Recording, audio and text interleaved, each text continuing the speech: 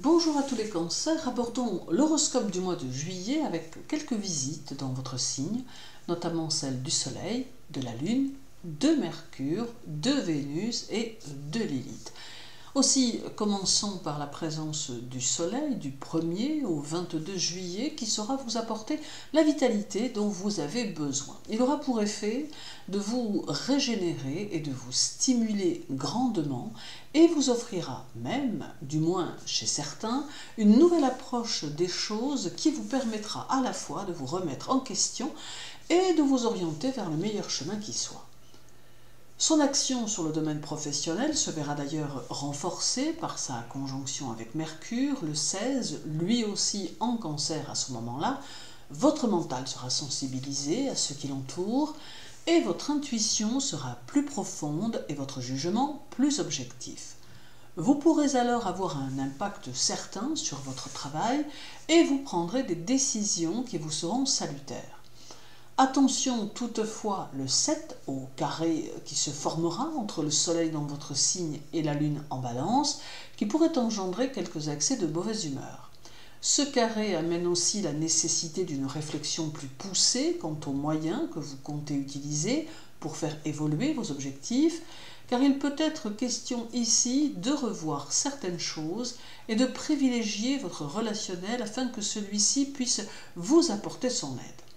La conjonction et le carré que vous allez ressentir peuvent être importants pour ceux qui se sont mis au défi de réussir.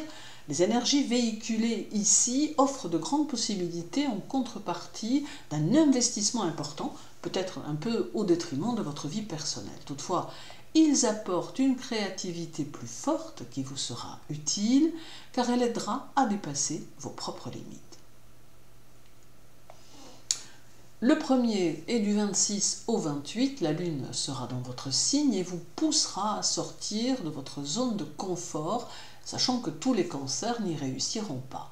Il est important que vous demeuriez dans une ouverture aux autres et vers l'extérieur, car avec la Lune, celle-ci se verra amplifiée, vous permettant de bénéficier d'opportunités qui sauront vous être profitables. D'ailleurs, le 4, au moment où la Lune sera en Vierge et au sextile de votre Soleil en Cancer, il pourra y avoir quelques transformations sociales en attente qui vous conduiront à de nouvelles choses à aborder avec sérénité. Il peut y avoir quelqu'un de confiance à vos côtés qui saura vous donner de bons conseils. Les responsabilités s'annoncent ici plus importantes et elles seront synonymes de votre évolution, mais aussi d'une possible croissance de votre sphère socio-professionnelle. Dès le 6, Mercure arrive chez vous et restera jusqu'au 19, apportant de la discrétion dans votre comportement et dans vos rapports aux autres, ce qui pourra vous faire apprécier davantage. Il saura aussi guider vos pas vers de nouvelles offres qui pourraient se présenter. En arrivant dans votre signe, il donnera une nouvelle dimension à votre vie amoureuse en vous faisant privilégier la communication et le partage. Ceux qui sont en couple provoqueront d'agréables moments à deux et oseront exprimer plus vivement leurs sentiments, tandis que les célibataires pourront, au travers de nouvelles rencontres, chercher le ou la partenaire susceptible de leur convenir et de partager les mêmes convictions et les mêmes idées sur les choses. Le 6, Mercure dans votre signe subira un carré de la Lune en Balance qui vous rendra très exigeant ou exigeante et qui boostera votre sensibilité. Votre intelligence sera percutée par de brillantes envolées qui serviront votre évolution. Petit bémol toutefois lié à ce carré, un petit manque de spontanéité qui pourrait ne pas passer inaperçu, alors que dans le même temps, il saura vous aider à convaincre. Mais c'est là tout le paradoxe lunaire percuté par des énergies mercuriennes. D'ailleurs, le 13, Mercure subira cette fois une opposition de la Lune qui se trouvera en Capricorne et qui vous fera douter de l'évolution de votre situation financière, peut-être suite à quelques à-coups qui auront pu avoir lieu.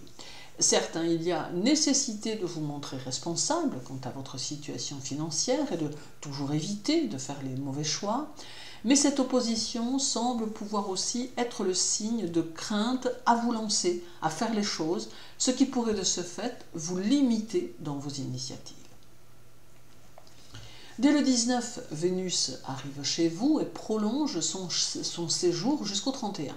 Elle saura très subtilement, d'ailleurs, vous faire toucher du doigt la vulnérabilité des situations et tout le côté provisoire des choses en vous confrontant à de possibles pannes diverses ou à des éloignements de personnes ou encore à un certain retard dans certains événements.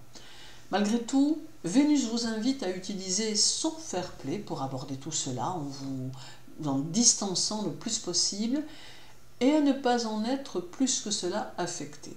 Elle sera d'autre part le 18 au carré de la Lune qui, elle, sera alors en Bélier et ceci sera probablement un facteur d'instabilité passagère, certes, mais d'instabilité tout de même qui vous fera connaître quelques sentiments d'incertitude, mais aussi qui vous confrontera à des situations déstabilisantes. Il ne sera peut-être pas facile de faire cohabiter votre besoin de sérénité et la pression des événements que vous ressentirez d'ailleurs plutôt fortement.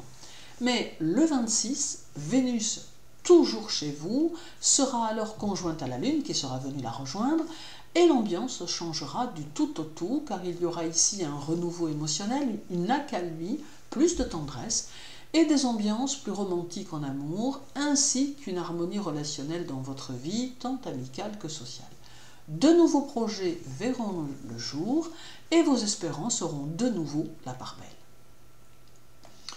Terminons avec la présence de Lilith chez vous tout le mois, qui saura vous convaincre de bousculer parfois les codes pour que vous parveniez à la réalisation de vos objectifs.